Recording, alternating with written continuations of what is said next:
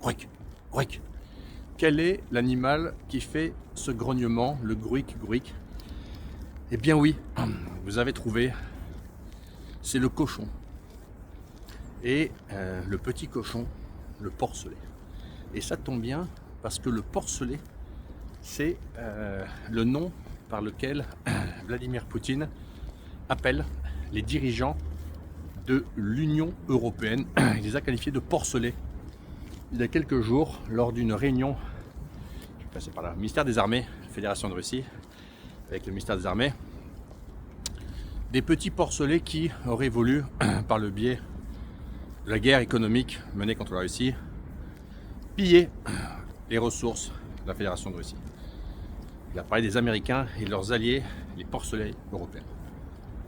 Et c'était quelques jours avant la journée d'hier, journée durant laquelle l'Union européenne devait décider ou pas de geler, voler et utiliser les quelques 200 milliards de dollars de réserves russes stockées dans les banques européennes et principalement en Belgique.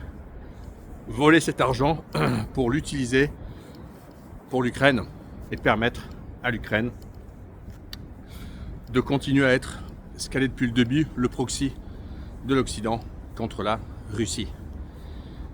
Mais les trois petits cochons, quatre petits. J'ai regardé hier une vidéo YouTube d'un Walt Disney. Un Walt Disney, Three Little Pigs. Les trois petits cochons. Eh bien, figurez-vous que ces trois petits cochons roses ne font que des bêtises. Et c'est vrai que les similitudes avec les dirigeants de l'Union européenne sont légion. Maintenant,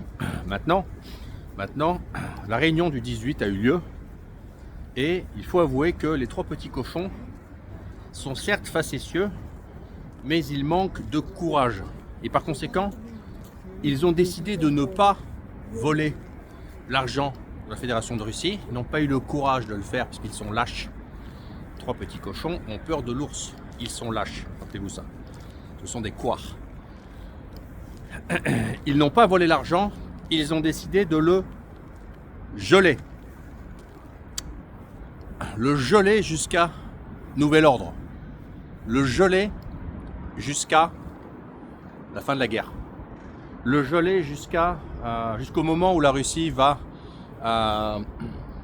compenser les dégâts qu'elle aurait causés en Ukraine. Cet argent n'est pas volé, il est gelé. Et dans le même temps, l'Union européenne a décidé de créer un plan de financement, un emprunt géant, pour financer la guerre en Ukraine en 2026 et 2027 contre la Russie.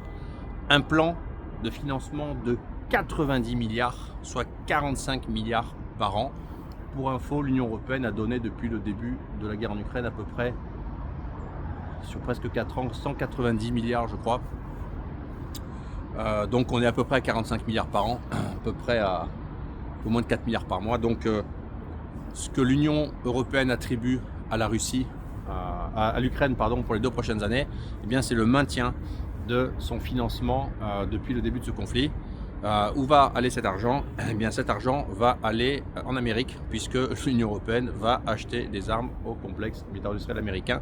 Trump peut se frotter les mains. Dans la vidéo précédente que j'ai faite sur les porcelets, je parlais déjà de cette substitution en fait d'implication, c'est-à-dire que Trump s'est retiré, il a mis l'Europe devant, l'Europe achète des armes à l'Amérique qui fait du business et livre ses armes américaines à l'Ukraine achetées par des financements européens. Et bien c'est précisément ça qui vient d'être confirmé hier, c'est-à-dire qu'en fait l'Europe va en 2026 et 2027 continuer à financer le conflit en Ukraine, remplaçant l'Amérique, mais pas assez, et va acheter principalement, je pense, des armes à l'Amérique pour les livrer à l'Ukraine.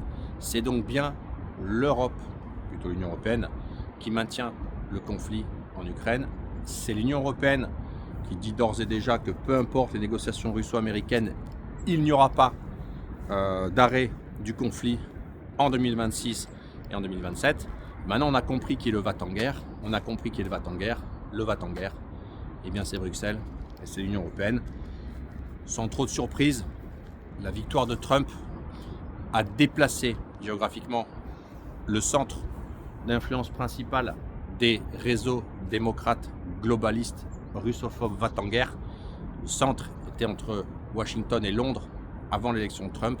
Avec l'élection de Trump et le travail qui a été fait par Trump et Musk pour les déloger des places qu'ils occupaient, eh bien ce centre, ce cercle de pouvoir, je ne sais pas comment l'appeler, ce réseau, ce centre de pouvoir, ce cercle de pouvoir s'est déplacé et maintenant il est entre Londres et Bruxelles. Il est posé sur l'Union européenne, sur ses leaders, et c'est l'Union européenne qui est devenue l'ennemi numéro 1 de la Russie. C'est l'Union européenne qui va en guerre, c'est l'Union européenne qui va alimenter la guerre, c'est l'Union européenne qui va appauvrir ses citoyens et c'est l'Union européenne qui va devoir monter les impôts pour financer la guerre en Ukraine. J'espère que les citoyens européens se souviendront bien de ce que leurs élites ont fait lorsque des échéances électorales apparaîtront. Punissez-les, sanctionnez-les, ils envoient des centaines de milliers de gens à la mort. Imaginez que ce soit vos enfants. Maintenant, il faut voir le bon côté des choses. Quel est le bon côté des choses? Le bon côté des choses, c'est que ils n'ont pas de courage. Ils sont lâches. C'est des couards. Donc ils n'ont pas osé dire on prend l'argent. Alors ils peuvent essayer de le prendre plus tard, de le soutirer, de ça. Rien n'est réglé. Mais ils n'ont pas osé aller au frontal. Les Russes ont dit, si l'Europe veut la guerre, on se défendra et on fera la guerre. Je répète, si l'Europe veut la guerre, la Russie fera la guerre. Les bonnes nouvelles, c'est qu'une diplomatie parallèle est toujours en place. C'est que des gens en Russie qui ont dit, ben voilà, c'est bien, ils n'ont pas osé saisir l'argent, regardez, ils sont un peu raisonnables. Ils vont désespérément chercher des financements pour cette guerre en Ukraine. Cette guerre en Ukraine, maintenant, à peu près tout le monde, et maintenant c'est devenu même un consensus sur les plateaux de télévision, même des organes de propagande les plus établis comme BFM ou LCI, que cette guerre en Ukraine, elle est perdue par l'Ukraine. Les territoires que la Russie occupe, l'Ukraine ne les récupérera jamais. Par conséquent, la décision folle de l'Union européenne de prolonger le conflit, pourquoi pas sur 2026 voire 2027, eh bien ça ne peut amener qu'à une situation de fait suivante, c'est que fin 2026 et fin 2027, la Russie aura continué à avancer. Et plausiblement, on peut imaginer que fin 2026, peut-être fin 2027, je ne sais pas, eh bien le Donbass complet sera repris par la Fédération de Russie. De facto, il sera redevenu russe. Et s'il n'y a pas un accord avec une zone tampon sur les 25% de la DNR que la Russie ne contrôle pas encore territorialement, eh bien à l'époque, elle les contrôlera. La zone tampon, il faudra la mettre plus loin. Il faudra la mettre à Dnipropetrovsk. Il faudra la mettre vers Kharkov, Poltava, je ne sais pas où. Plus ça dure, plus la Russie va avancer. Aujourd'hui, la ligne de front, elle est bousculée par les Russes. Et sur toute la ligne de front, il y a 300, 400, 500 points de confrontation, je crois, sur les quelques 1300, 800 km de ligne de front. 300, 400, 500 points de contact. Énorme, hein. Sur ces 500 points, en gros, la Russie avance. Et on peut imaginer que sous 18 prochains mois, c'est la Russie qui va avancer, bien entendu. Donc dans 18 mois, la situation sera encore pire pour l'Ukraine du point de vue humain, matériel, territorial. Elle sera encore pire pour l'Union européenne qui aura dépensé du pognon qu'elle n'a pas. Et la Russie sera encore plus en position de force. Alors bien sûr, diplomatie européenne, c'est de dire, la politique européenne, c'est de dire on est soudés, sans la Tchéquie, sans la Slovaquie, sans la Hongrie, et avec les réticences de Malte, de la Bulgarie, des tas comme ça. En fait, c'est pas si soudé que ça. Hein. Mais c'est de dire, voilà, on est soudés, on finance l'Ukraine et on lâche rien. Mais dans 18 mois, la situation économique en Europe se sera aggravée, la situation militaire russe se sera améliorée, la situation globale de l'Ukraine se sera aggravée, la rupture Amérique-Europe sera encore plus marquée. Donc qu'est-ce qui va se passer? Dans 18 mois, les Russes auront pris leurs 4 territoires, complètement. Pour le coup, territorialement, ils les maîtriseront. Ils diront, nous, si vous voulez, on arrête. Si vous voulez, on continue. Qu'est-ce qu'on va faire là? On va continuer la guerre? T'as pas la honte? C'est pas sérieux. T'as pas la honte? C'est les Ukrainiens qui morflent. L'Europe prolonge une guerre perdue pour l'Ukraine dans laquelle meurent des Ukrainiens. C'est atroce. C'est abominable. Et on dit aux Ukrainiens, bravo, vous êtes sur la bonne voie, vous allez bientôt intégrer l'Union européenne. Mais on va intégrer des cimetières géants. C'est une catastrophe. Donc finalement, mauvaise nouvelle pour la Russie, l'Ukraine et l'Amérique c'est que le conflit va continuer sur 2026 et peut-être 2027. En tout cas, les Ukrainiens auront des financements. Mauvaise nouvelle pour Zelensky. Maintenant, il dépend de l'Union européenne et des petits cochons, et il ne dépend plus d'un leader américain avec des ressources et des moyens. Là, moi, je serais lui, je me ferais des soucis. Quand même bancal. Bonne nouvelle pour la Russie, l'argent n'est pas volé, il est juste gelé. Finalement, c'est une étape intermédiaire. Et bonne nouvelle pour la Russie, les Européens s'entêtent, l'ennemi est clairement identifié. Et pour la Russie, eh bien, tout est clair. Il faut continuer le travail diplomatique avec les États-Unis pour régler le problème sans l'Europe. Et il faut continuer le conflit militaire pour résister aux assauts de l'Europe et malheureusement au prix des vies de soldats ukrainiens et au prix de l'État ukrainien, puisque plus le conflit dure, plus l'Ukraine se désagrège. Il y a déjà à peu près un peu moins de 20% du territoire qui est sous contrôle russe. Si ça dure encore 24 mois, on sera peut-être à 25-30%. Et allez savoir les conséquences connexes, périphériques qu'il peut y avoir d'un effondrement intérieur de l'Ukraine, effondrement politique, une crise majeure interne, une crise majeure due à de la corruption.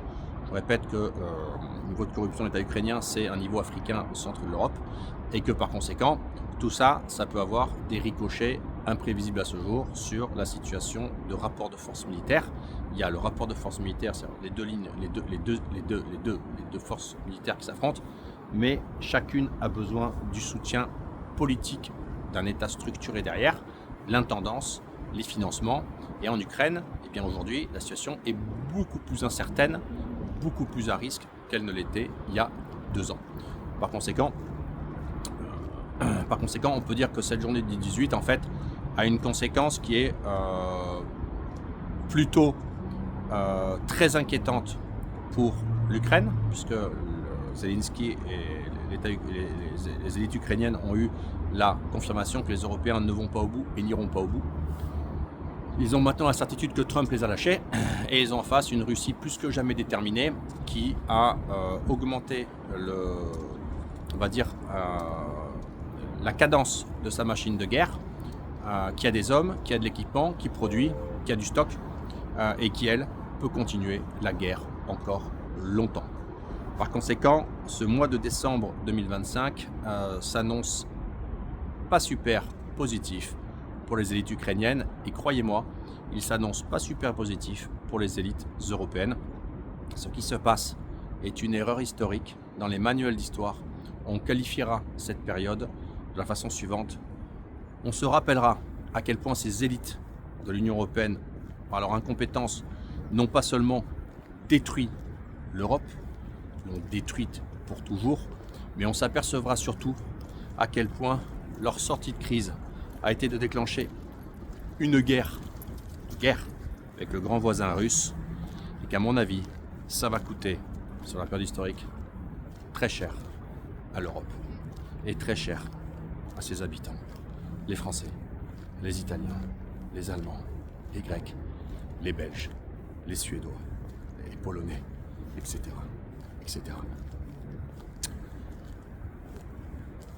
La géopolitique vous intéresse, la Russie vous intéresse, les mouvements en Eurasie vous intéressent, l'Arménie vous intéresse. Abonnez-vous à la newsletter Le Rêve Russe. Le Rêve Russe, c'est une newsletter que j'écris tous les mardis, une fois par semaine, c'est gratuit. On peut s'abonner, désabonner, se réabonner, se redésabonner, on n'est pas d'accord avec moi. C'est gratuit, mais dans cette newsletter Le Rêve Russe, il y a beaucoup d'informations, il y a beaucoup de ressentis et de choses pratiques sur ce qui se passe dans cette région du monde qui est en train de devenir le centre du monde. L'Eurasie, avec en son nord la Fédération de Russie. Abonnez-vous au Rêve Russe, abonnez-vous à ma chaîne YouTube, likez cette vidéo, partagez-la, commentez, et surtout écrivez-moi si vous avez envie pour me dire ce que vous en pensez, pour me dire comment vous voyez la suite des événements, comment ça se passe chez vous. Échangez avec moi. Et moi je vous dis à très bientôt pour une nouvelle vidéo sur cette chaîne YouTube.